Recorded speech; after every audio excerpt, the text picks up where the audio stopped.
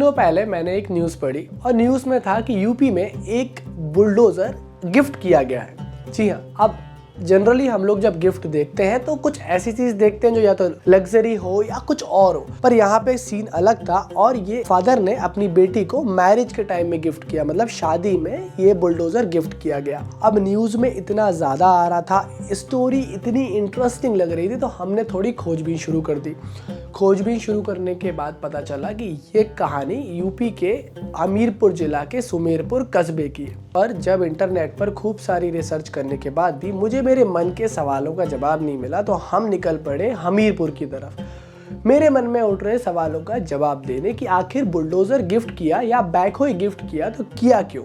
दोस्तों, यूपी ना सिर्फ सबसे बड़ा प्रदेश है बल्कि यूपी में आप देखोगे तो डेवलपमेंट के मामले में भी काफ़ी ज़्यादा इन्होंने प्रोग्रेस किया हो। आप जहाँ देखोगे वहाँ आपको कहीं तालाब बनते दिख जाएगा, कहीं प्रॉपर नालियाँ बनते दिख जाएंगी, कुछ ना कुछ कंस्ट्रक्शन आपको होते दिख जाएगा। यहाँ भी रेती पड़ी हुई है। मतलब कहने का ये है कि एक बैकहो जो है वो यूपी में इसलिए भी पॉपुलर है क्यों, क्योंकि जितने सारे इनके डेवलपमेंट हो रहे हैं उसमें बैकहो का बहुत ज़्यादा योगदान है। मतलब बैकहो सिर्फ तोड़ फोड़ करने के काम में नहीं आ रही है, यूपी को बनाने और यूपी को प्रोग्रेस की तरफ ले जाने में भी काफ़ी काम है।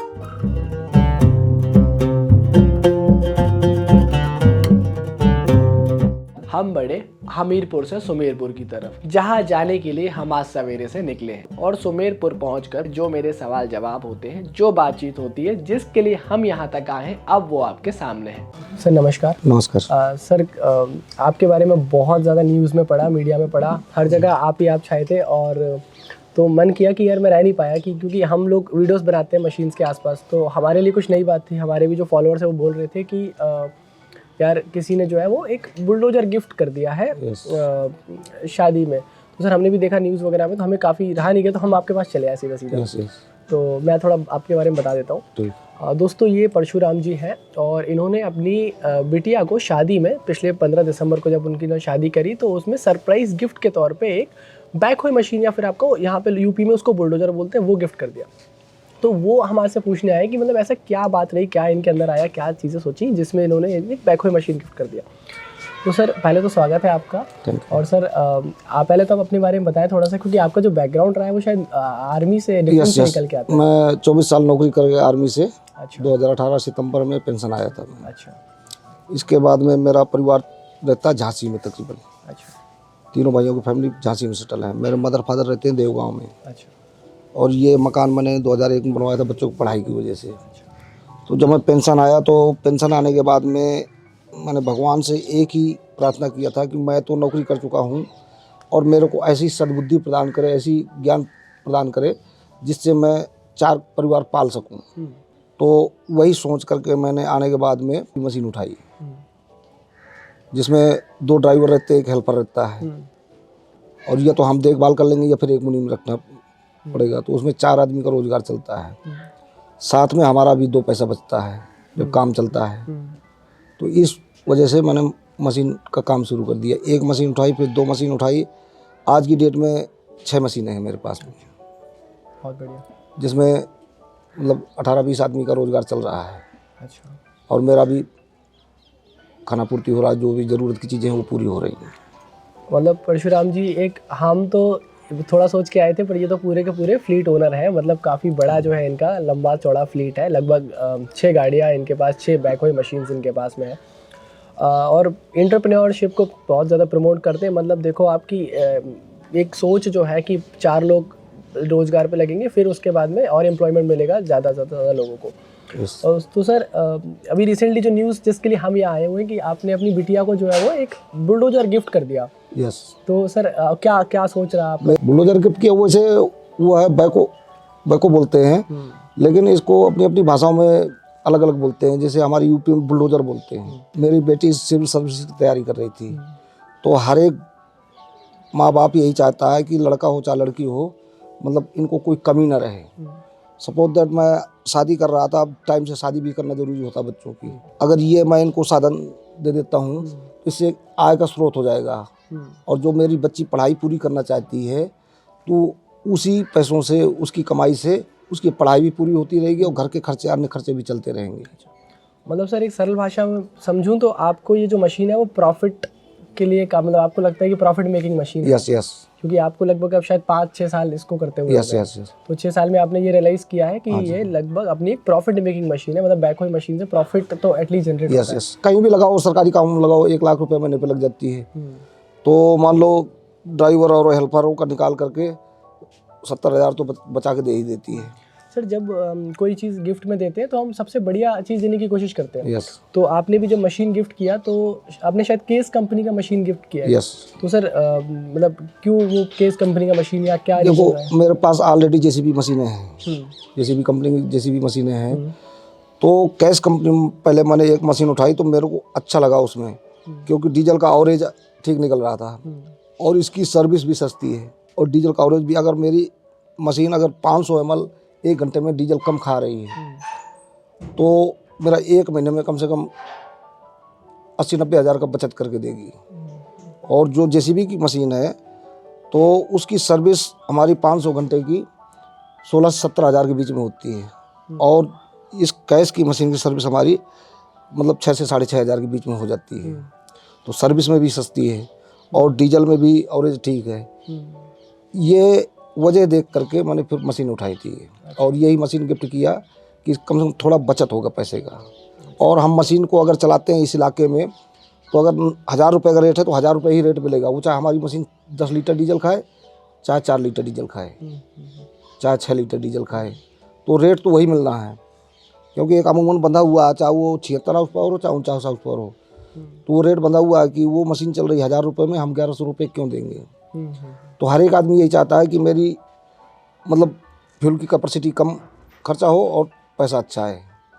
इस वजह से मैंने कैश की मशीनें खरीदी और गिफ्ट किया। बढ़िया बढ़िया बेटर माइलेज आया। Yes, मतलब yes. सर मशीनें आपको रिलायबल लगी, आपको लगा कि इस पे भरोसा कर सकते हैं? यस यस कि इस पे भरोसा कर यस सकते हैं। यस सर एक थोड़ा सा अजीब सा क्वेश्चन है, ट्रिकी क्वेश्चन है कि लोग कहते हैं कि बैकहो वाला जो धंधा है ये थोड़ा सा रिस्की धंधा है। रिस्की इन द सेंस मतलब थोड़ा दिल वालों का धंधा है।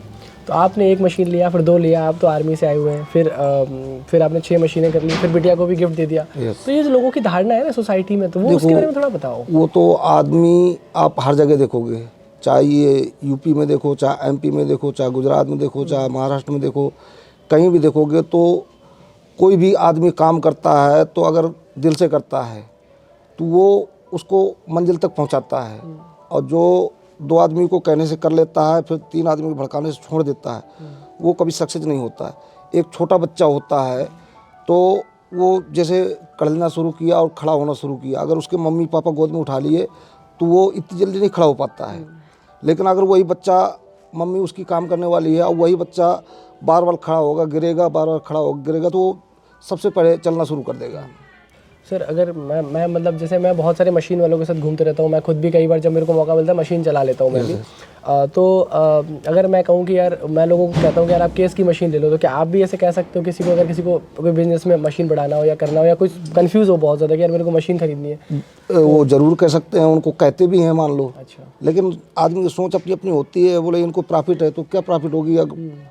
मान लो अगर मेरे पास ठीक, मैंने पहले 1 मशीन लिया था तो मेरे को अच्छा लगा, फिर 2 मशीनें मैंने और उठाई, तो जब मतलब इसमें थोड़ा अच्छा लगा तभी तो मैंने उठाई।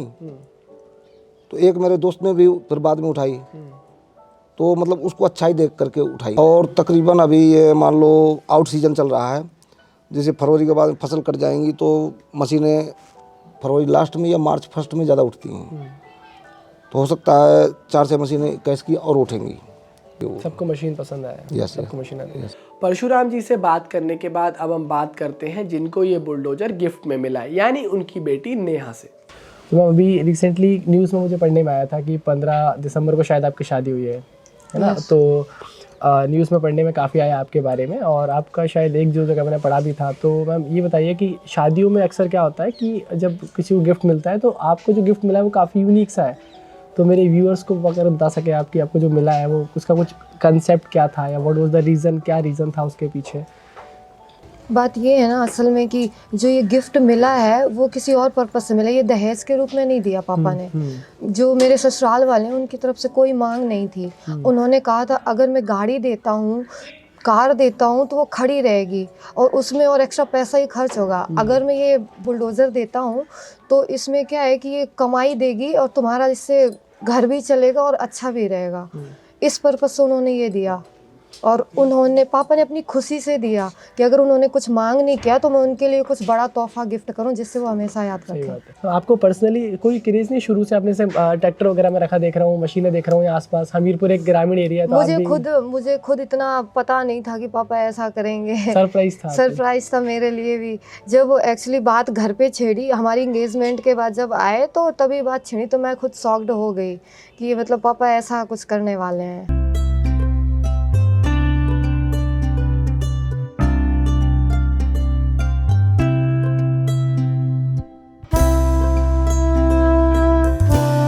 और आपको पता है कि अगर मैं इतने आगे तक आ रहा हूँ तो बिना मशीन और मशीन की एप्लीकेशन देखे कैसे जा सकता हूँ।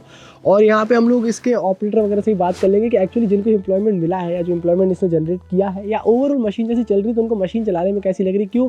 क्योंकि मेरा इंटरेस्ट कहीं ना कहीं ये भी था कि अब जब मशीन दे ही दी है तो मशीन की क्या एप्लीकेशन हो रही है, कैसे चीज़ चल रही है। तो सर आपका नाम क्या है? जी, रूपनारायण।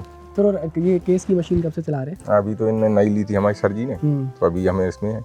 हाँ, तो अभी कैसी बढ़िया सर रही है। मशीन चल रही है? पहले से अच्छी है। पहले से अच्छी है। और क्या? अच्छा, पहले मशीन कोई और चलाते थे, अब केस चलाते हैं। नहीं, कैस हमने 13 में भी चलाई। अच्छा और अच्छा, अच्छा, क्या बात है सर। तो ताकत वगैरह एप्लीकेशन नहीं, वगैरह बढ़िया मशीन है। कैसी है? बढ़िया है मशीन जी। परशुराम जी से बात कर कर उनकी बेटी नेहा से मिलकर अब मेरे सारे सवालों का जवाब मिल गया था। साथ ही ये भी पता चला कि एक पिता की पहल के कारण 4 और परिवारों को रोजगार मिला। साथ ही साथ ऑपरेटर भाई और आसपास के सभी से बात करने के बाद ये भी समझ आया कि केस कंपनी की मशीन अच्छी है। तो कुछ ऐसी रही हमारी जिज्ञासा भरी हमीरपुर यात्रा। उम्मीद कर रहा हूँ वीडियो पसंद आया होगा। अगर वीडियो पसंद आया तो लाइक शेयर सब्सक्राइब कर सकते हैं, आपके लिए फ्री है। जय हिंद, वंदे मातरम।